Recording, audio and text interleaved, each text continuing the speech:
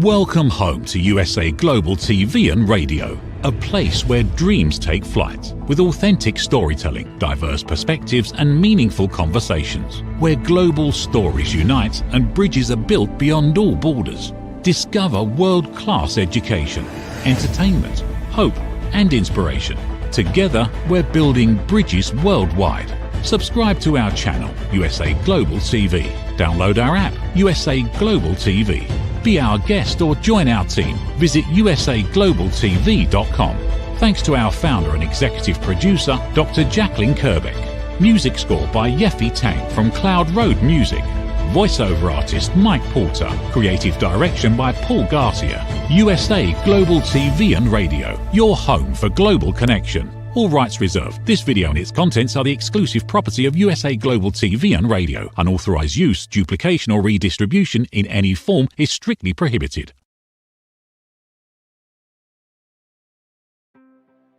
Welcome to Talking Heads on USA Global TV and Radio, where wisdom meets experience. Join a dynamic lineup of thought leaders, professionals, and changemakers from around the world. Dr. Madeline Chan from the UK, Mariska Dupreya from Australia, red.olaughlin from Texas, USA, Carolyn Heward from the UK, Zunette Lub from Cape Town, South Africa, as they share expert insights, personal journeys, and impactful strategies for success. Talking Heads isn't just a show, it's a global stage for education, collaboration, and inspiration. So elevate your knowledge, expand your perspective, engage in conversations that matter. Streaming globally, empowering locally, this is Talking Heads, only on USA Global TV and Radio.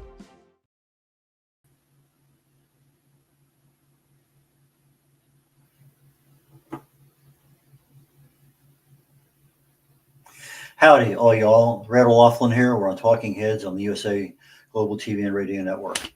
Fountain of Youth, been sought after for centuries, lots of stories about it. Youth conjures up a certain vision in our head, but is there a way to slow down the aging process? And my topic today is basically talking about how to age, and let's just pick a reasonable number, 10 years. Can I look, feel, and do things as if I'm 10 years younger than I am? So that's where I want to go today. Let me get my slides lined up here and we will get the show on the road. Okay.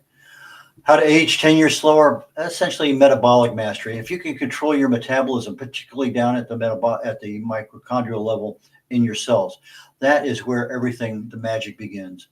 As we get older, a lot of that stuff starts to decline, fade, dysfunction, lots of things happen. So we're going to talk about what do we really have control over today.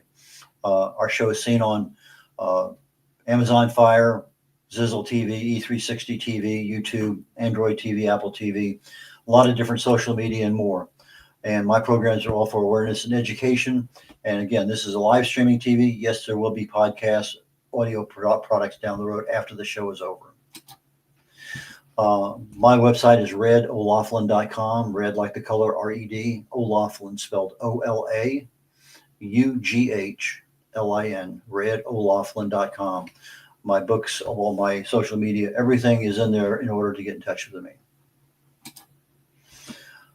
YouTube has USA Global TV. And if you want to look for live shows for archives, I have some archive shows also on my website, red.olaughlin.com. But YouTube is probably your best choice. There are a lot of choices out there, but YouTube, there's a couple different programs there available for the USA Global TV and Radio Network. I'm a researcher. That's what I do nowadays. I spend several hours every day, and I just go looking for things, primarily something dealing with longevity, something dealing with an age-related disease, something that I can prove my health as I'm getting older. You know, I'm retired. I want to be able to enjoy my life a lot better, or at least at the same level I did 10, 20 years ago. Never been in the pharmaceutical or medical fields, but my first degree was in chemistry. I got 5 total academic degrees, all in different subjects. Lots of reasons for that.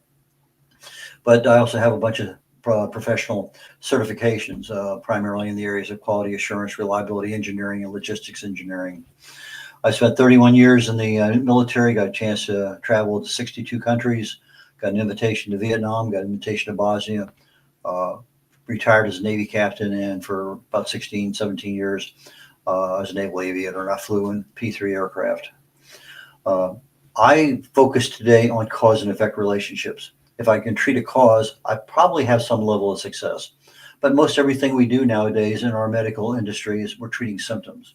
But when you're treating the symptoms, if the cause continues to be a problem, it can get worse and actually create some problems down the road. From a personal note, been married 57 years, a couple of kids, 3 grandkids, and 1 great-grandson that'll be 2 here just after the first of the year. A best-selling author of several books, independent publisher. I've published books for about a number of authors, about 50 books total. Distinguished Toastmaster, writer. I've got over 1,000 articles, mostly on health and wellness, longevity, age-related disease on LinkedIn, about 1,500 on my website. International TV host. Last year, I ended up in 2 different categories, number 2 in one, number 6 in another. For 6 months of this year, I was number 1 host in my category.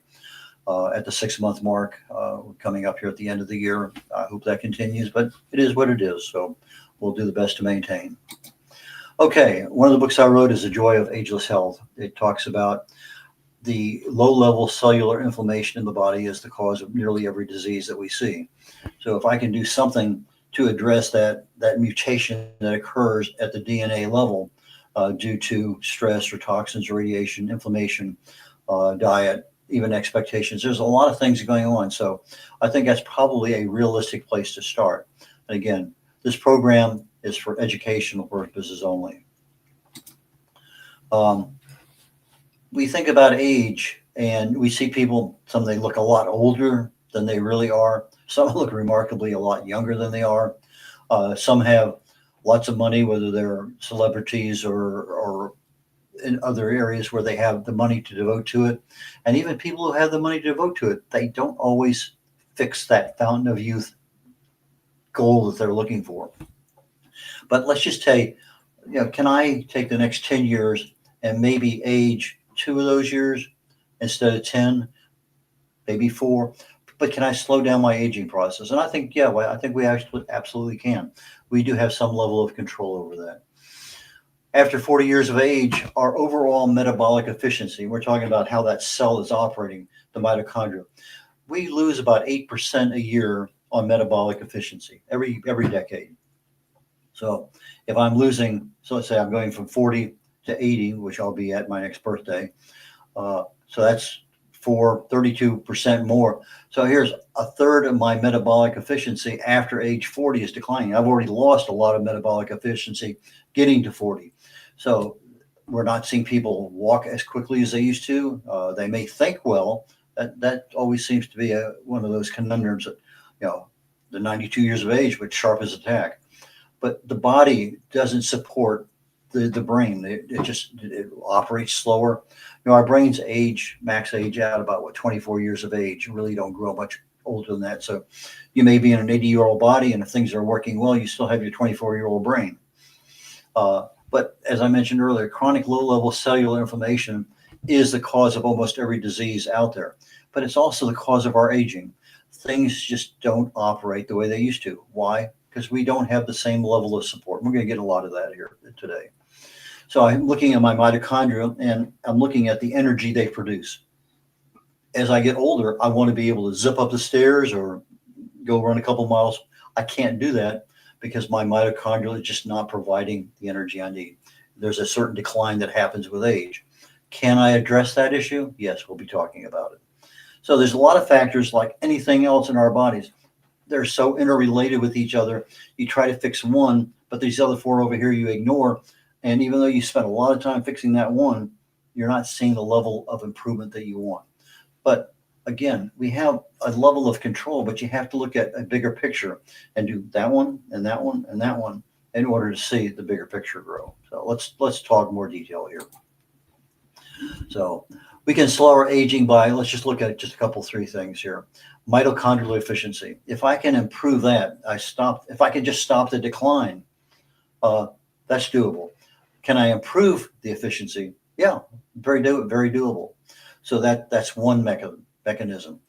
Cellular inflammation. Well, we hear about these free radicals that just living, thinking, breathing, exercising. Our bodies go through this. You start eating things, again, food, preservatives, toxins, all sorts of things 24/7. Our DNA and our cells are being attacked relentlessly. Well, if we have a good immune system, if we're eating right, we're providing the right level of antioxidants, we can reduce cellular inflammation. One of the key things I tell people, I haven't missed an annual physical since 1967.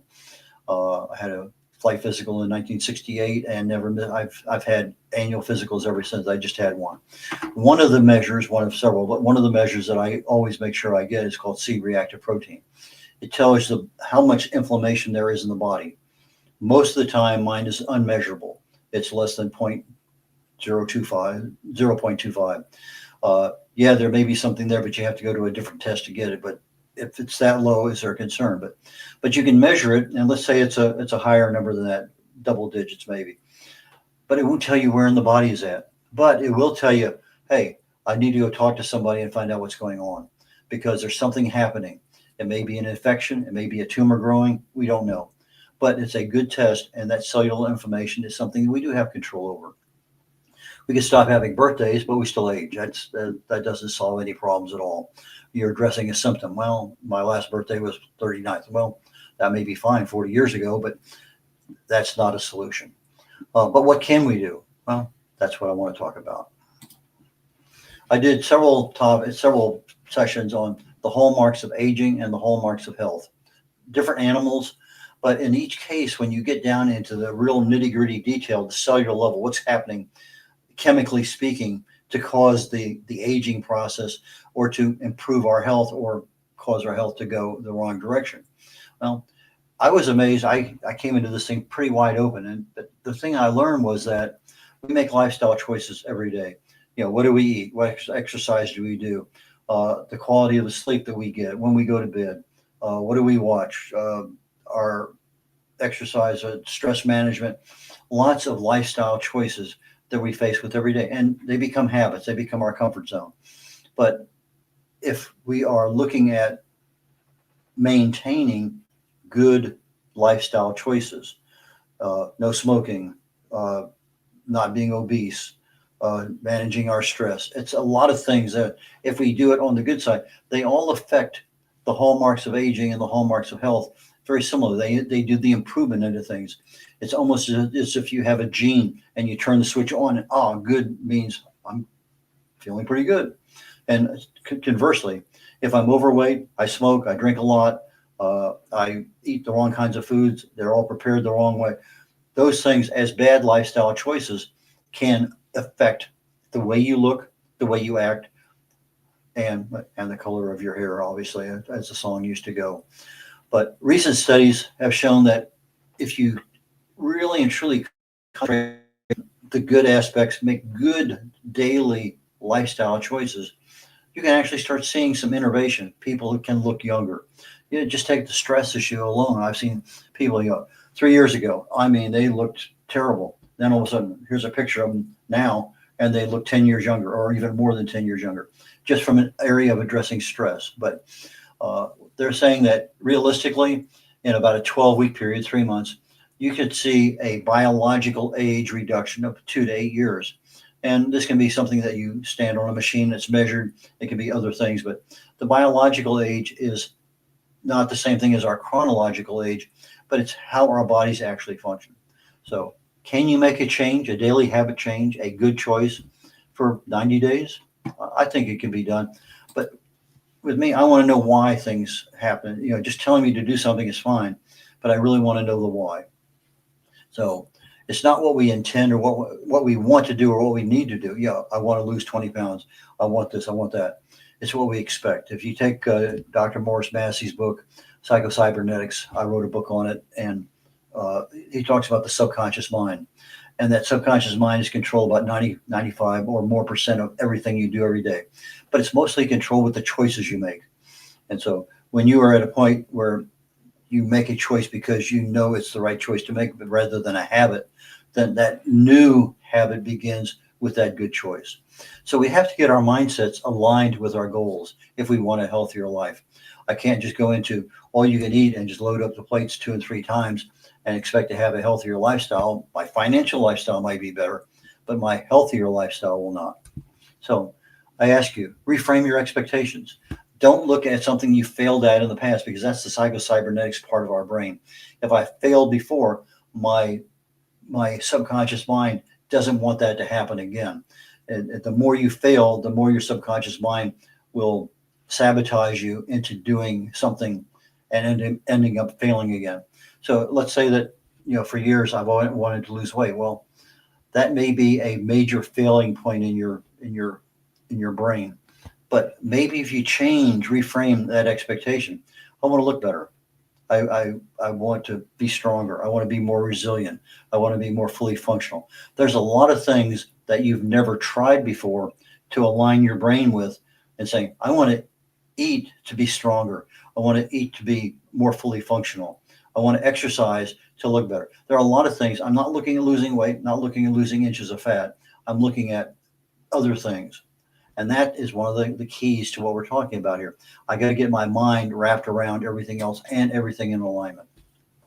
So what can we control? Well, I mentioned earlier, inflammation. Well, if the inflammation is that excessive and is not able to be controlled by the antioxidants that you're eating or supplementation or your immune system, the next level is oxidative stress. That's where things really start to go haywire in the body. So I go from an inflammatory condition that I'm fighting 24/7. If the inflammation is winning, DNA mutations happen. I start looking at oxidative stress occurring at various places in the body. I start looking at mitochondrial energy decline. I'm looking at metabolic dysfunction, hormonal signaling loss. We get to talk about each one of these things in detail. So over 50, we produce about 40, 50, 60% fewer hormones than we did when we were in our 20s. Fewer peptides, fewer enzymes, a lot of things. I talked about peptides a couple of weeks, 3 weeks, 4 weeks ago, a couple of sessions. And I talked about synthetic peptides and a massive amount of improvement in our bodies, because we're making less, fewer of them are available to go where. But if I'm buying them that are made in a laboratory and they're identical to the peptide my body is making, yeah, they haven't been tested by FDA. That's an issue. But it's one of those things that people are seeing amazing results in energy, weight loss, fitness, all sorts of things. I am not saying go out and buy peptides. Talk to your doctor first about something like that, because many of them are not FDA approved as of yet, because they just haven't done the testing, and that's where it's at. But there's a lot of anecdotal and testimonial evidence out there, and most of the stuff is only sold on a research basis only, and so there's some restrictions. But you can get a lot of stuff online, and so again, don't just go popping into the peptide world without doing your research. We have a lot of sources of inflammation and down the road, oxidative stress if left unchecked. Poor gut health, that's a big one. Eating the wrong kinds of stuff, not getting the right kind of fiber in there, not getting the right kind of flora that's growing. Chronic stress exacerbates it. Stress adds more cortisol, which adds more belly fat. Sleep disruption. If the body doesn't have a chance to repair itself, things are going to go from bad to worse. Pollution, toxins, poor dietary choices, and the choices we make in preparing the food or buying the food. A sedentary lifestyle. All of these things affect our aging process. Excess visceral fat, that's the fat that's right around our organs, our kidneys, our liver, our pancreas, etc., heart. Smoking, alcohol, injuries, being obese, having a weakened immune system, infections. Lots of things affect our aging. And if we leave them without some level of attention, we are going to look older, feel older, act older than we really are. And fortunately, almost every single one of those are controllable. There's a lot of information out there on anti-inflammatory diets, mainly fruits and vegetables more so than anything else. It keeps your pH in the alkaline range. Lots of things to be said for fruits and vegetables. Balanced nutrition.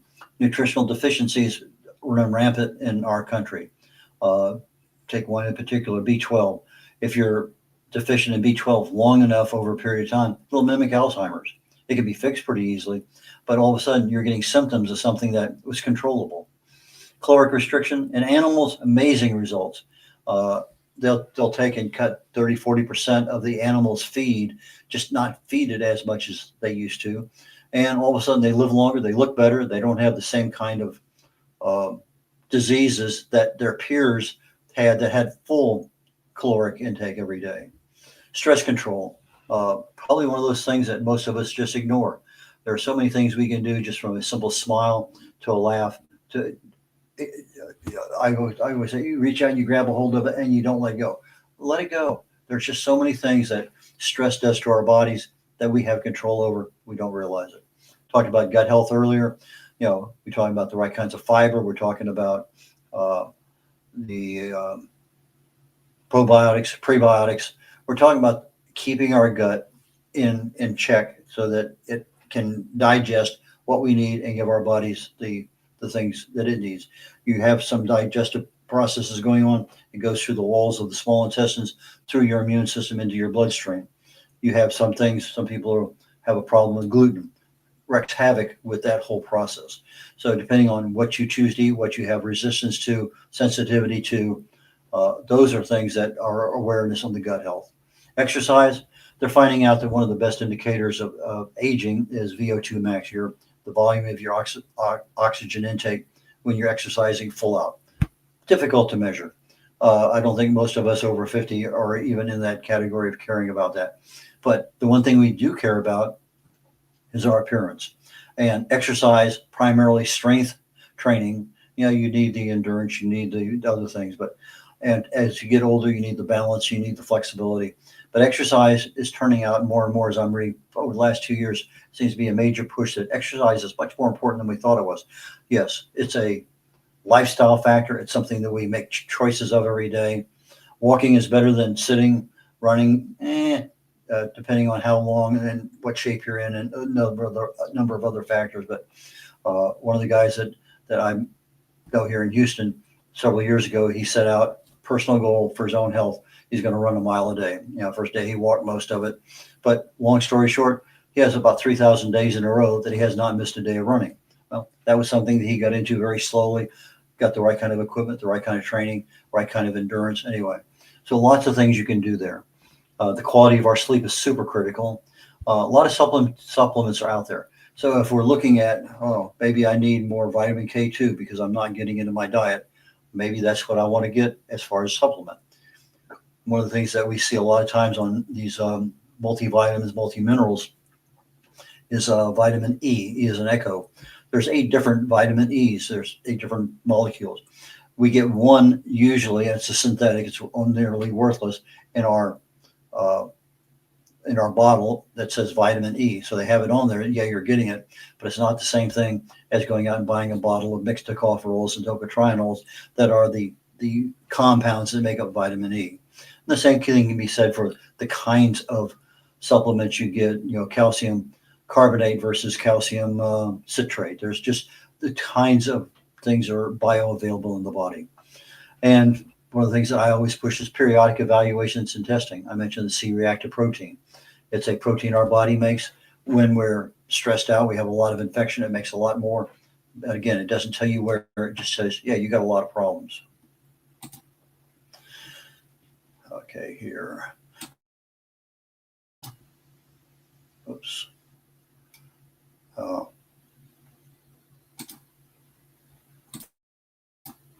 I lost track here. Okay, I'm going to continue on. Let's see, get my slides back up here. Okay, let's see if I get my slides back. I lost them for a second. They'll be back up in a minute. Okay, push that button, see what happens. Okay. There we go. Let me get my slides. Okay. Things happen. Okay, mitochondrial health. We talked about over time, you see a decline in the health of the mitochondria. You'll even see dysfunction toward, you start getting up in the 70s, 80s. Things just don't work well. Well, mitochondrial decline and eventually dysfunction correlates very, very much with our reduced muscle mass. If I have a fairly good muscle mass in my 40s and 50s, and then all of a sudden I'm in my 60s and I haven't done anything. I've been to the gym in 15 years. That reduced muscle mass is going to affect the mitochondrial in your body, the level of output of energy that it does. It's going to slow our metabolism down. And one of the things from that is you're going to see a lower quality of immunity. The level of immunity is just not as great as it used to be. There are a lot of supplements that can be taken. Urolithin A is one NAD, but you're not taking NAD plus, but there's boosters out there, NR, NMN. Those are boosters that actually cause our bodies to make more of that. And so there are things out there. CoQ10, there's a couple of different kinds. One's much more bioavailable than the other. Usually you look at the price tag, if it says $10 and the other one says 30, the one that's 30 is probably 10 times better than the one that's $10. But the ALA, alpha lipoic acid, magnesium, taurine, all of those are supplements you can buy. They all work well for mitochondrial health. There's a lot of other ones besides that, a lot of B vitamins and things in there too. But one of the things I've noticed here lately is a lot of big push here on methylene blue. Back when I was a chemist, we use it for staining stuff. A lot of biologists use it for staining slides. And it's a blue compound, and it's usually found as a liquid.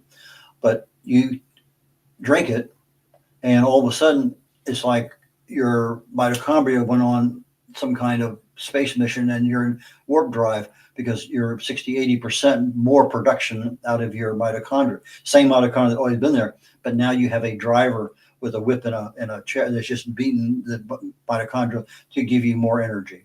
And some peptides also support that same function. And let me back up for 1 second. I have not tried methylene blue yet. It's one of those things that over the holidays, I'm probably going to. I'm still doing my research on it. But it's going to be very close. It's probably going to be something I'm going to be looking at. And the sooner the better. I'll let everybody know. Most of the time we treat symptoms, not the causes. And if I want to treat the cause, these are the kinds of things I need to be looking at. Intermittent fasting, maybe eating during a 6-hour window a day. Extended fasting. I do a 72-hour fast every month. And what it does is it turns on what's called autophagy. That's when you get cell cleaning, cell recycling. Lots of good things happen with autophagy. But the minute you eat something, all of a sudden autophagy stops. So fasting is one of those super good things to be doing for your body. Caloric restriction. Cut back on 30% of the calories you're taking. It reduces your insulin sensitivity. It reduces inflammation. It gives your body time to really and truly, I'm not having to work overtime to digest everything I have. If I go into fasting, now I'm actually allowing my body the time to recoup, repair, and do everything I need to do. Strength training reverses muscle mass loss. In other words, I want to build up my muscles. Well, strength training is one of the few things to do. But you can do strength training just with your body weight. You don't have to go to the gym to do that. You don't have to go out and buy a lot of weights. But you have to go to YouTube. Look at body weight strength training. Lots of things out there that can help you. If you have a problem, talk to your doctor first before you do it. You think you know what's going on. You know how you feel. But if you're really and truly starting something new, talk to somebody who knows what you're on, what you're doing. Talk to your pharmacist. Sometimes they can be one of the best sources of information. 2 to 3 days of strength training reduces aging biomarkers by about 5 years. And that's just in a matter of about 3 or 4 months. It doesn't take a whole long time. All exercise is critical for aging. So as I'm getting older, I need balance, I need flexibility, I need strength, I need endurance, I need a lot of things. But the one that really and truly drives the aging process is the strength training. It boosts mitochondrial density. In other words, as I'm exercising, I'm actually causing my cells to create more mitochondria. So if I have more of them and they're making less, well, I have more overall. So the density of mitochondria is also super critical. Our food choices, our preparations. If I'm cooking, frying everything, maybe I need to cut back and just bake. And the choices of the foods I have, if they come in boxes and cans and jars, maybe that's not the best choice. But again, we're looking at foods that are anti-inflammatory. And in most cases, it's going to be your fruits and vegetables. Optimize your sleep quality. Manage your stress. Regulate the stress on a regular basis. Don't just say, well, I had a bad day today. I need to do some deep breathing or what. whether you feel it or not, the stress is there. Just do it. Our bodies can switch between burning glucose, which is our normal mode because of the foods we choose to eat, and burning fat. You've heard of the ketogenic diet. It's mostly protein and fat, very little, if any, carbs. Well, you get on that, people lose 10, 20, 30 pounds pretty easily because they're burning fat, mostly around their gut, because that's where the excess fat is stored. So if I want to lose weight, lose inches, why not focus on that kind of diet? Minimize my carbs, maximize my proteins and fat. That's good, but there are risks associated with that. I've talked about this before. I was on Atkins diet for 6 years. I lost 7 to 8 inches in my waist, lots of pounds, and for years I was happy. But I used to be able to go out and run 6-8 miles easily without even thinking about it. I could make 2 miles because I was out of gas. Just absolutely could not even. I had to walk back to the starting line. Why? Because I didn't have the glycogen stores. But more critically is the fact that I was leaching calcium from my bones into my bloodstream to maintain a proper pH, which caused me to become osteopenia, which surprised me completely. So there's lots of things that you do. If you're going to make a choice, do the research, find out what's good, what's bad, what should you be aware of. And again, talk to your doctor. Most of them understand, but if you start getting into the area of nutrition and things, you really probably need to talk to a nutritionist who understands that level of uniqueness in that area. But if you don't burn your fat, what are you up to? Well, weight gain, fatigue, brain fog, lots of things happen. Overall, our metabolism slows by, after 40 years of age, primarily due to our muscle mass. We are losing it because we're, use it or lose it. Well, we're not using it, we're losing it.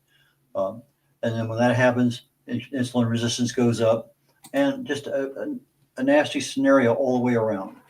Let's talk about hormone availability and decline. Chronic inflammation, lower mitochondrial output. These are things that are there, and I'm going to get into the hormone thing here in just a second.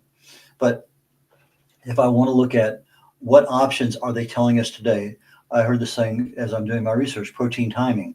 It used to be, I want to carb load before I exercise, and then I want a protein load after I exercise.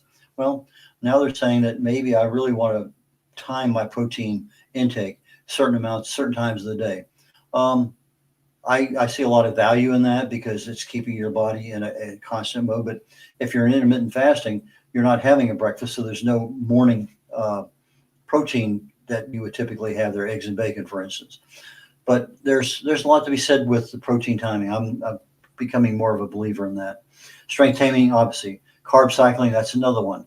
I'm not a big believer in carbs, but there are probably sometimes in there where I want to go a day or two and not have carbs, where I can allow my body that relaxation. Low glycemic index foods, these are things that have less and less sugars, refined starches and stuff. Fasting, I'm a big proponent of that. And we've already talked about several things with nutritional aspects of mitochondrial health. What can we expect? Well, if I'm intermittent fasting, I expect metabolic markers to improve literally within a month. Resistance training, you can see insulin resistance improve. In other words, you're getting out of the resistance and more into the sensitivity by at least 50% or more within a month or two. Warning signs, you start looking at your belt. Are you increasing the size of the belt, or are you decreasing the size of the belt? Your midsection is a pretty good indicator of weight or fat gain. Are you experiencing more fatigue? Is it harder to wake up in the morning? Is it harder to go to sleep? Are you craving sugars? Lots of things in there are clues. They're subtle hints as to what your body is going through. Do I have elevated glucose readings? Are you starting to become pre-diabetic? Well, these are all things that can be measured, and there are certain things that we can take. But some of us, it took me a long time where I can say, okay, Monday I'm going to go on a 3-day fast. A lot of people can't fast for 24 hours. It's just a problem, whether it's a mental problem, some subconscious mind. It may be a medicinal problem. Their drugs they're on just won't let them do that. They have issues, and they have to have the food to offset that. But there are some fairly easy fixes that can go along, assuming you get the clearance from your doctor. If you're on any kind of med that will be interfered with fasting.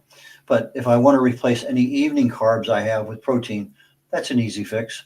If I want to walk more, particularly after eating, let's say that, okay, I'm having my late afternoon meal, 4 o'clock, 5 o'clock, and I want to get out and walk around the block a couple times. Combine the walking after the eating. Make sure you're hydrated. A lot of us people they don't drink water. And as a result, they're dehydrated and never know it. We've already talked about some of the nutrients, but magnesium, your B vitamins, L-carnitine, these are all good for the mitochondria. Hormone signaling loss, that's where I thought I was at a minute ago, but I wasn't. Anyway, it's a hallmark of aging. We see declines in the sex hormones, human growth hormone, melatonin, DHEA, thyroid, many of them. And this all happens, we talked about earlier, 40, 70, 60% happen after the age of 40. We're just losing it because our body's not making it. Well, you're not making as much as you used to. It's affecting your metabolic health. It's affecting muscle loss. It's affecting bone issues. It affects your immune system. It affects your cognitive issues. It affects your sleep.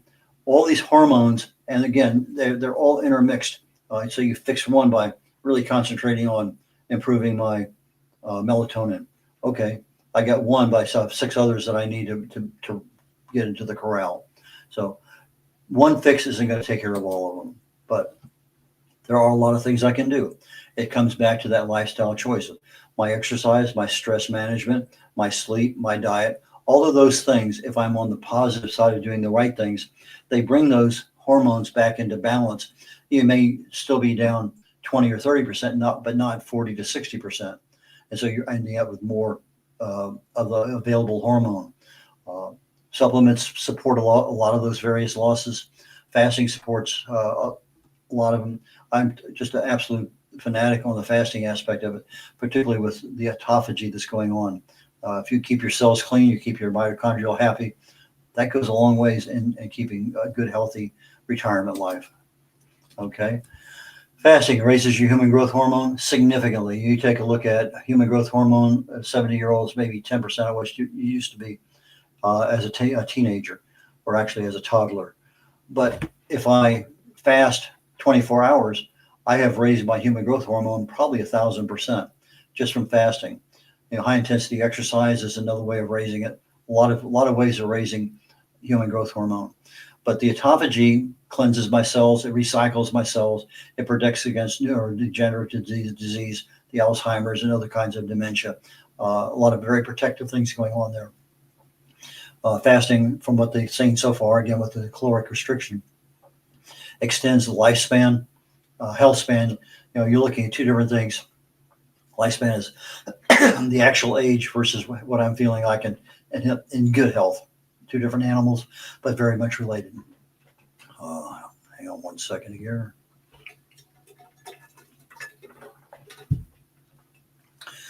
If I can switch my fuel source of my body from glucose to fat, now I'm burning fat. I'm reducing the fat around my gut. I'm also in a regenerative system where my stem cells are increasing. So my conclusion: optimize your mitochondrial, increase your cellular energy, reduce inflammation, increase your muscle mass, fasting, caloric restriction, balanced nutrition, manage your stress, and get good quality sleep. All of those things will slow your aging process down by at least 10 years, and you can see some of those results literally probably by the middle of 2026. But anyway, that is the message for today, and I look forward to seeing you all next week. Take care now.